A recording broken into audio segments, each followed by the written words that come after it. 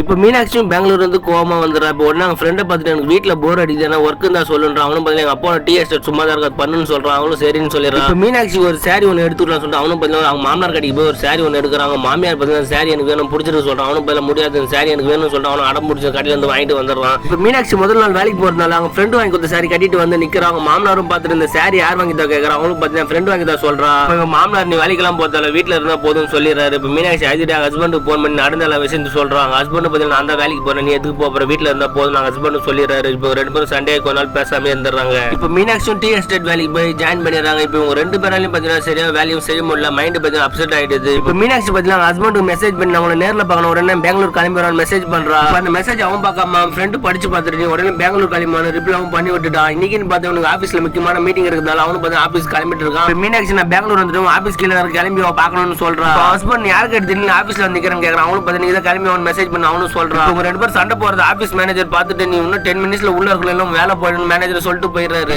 Husband கொஞ்ச நேரம் wait பண்ணல, மீட்டிங் முடிச்சுட்டு வந்து கூட பேசணும்னு சொல்லிட்டு அவனும் பார்த்தா மீட்டிங் எல்லாத்தையும் நல்லபடியா பேசி முடிச்சிடறான். இப்போ எல்லாரும் வேலை வேணாம், ஆல்ரெடி கல்யாணம் ஆயிட்டு சொல்லிட்டு அவனும் பார்த்தா மீனாட்சி நல்லபடியா வாழ ஆரம்பிச்சிடறான்.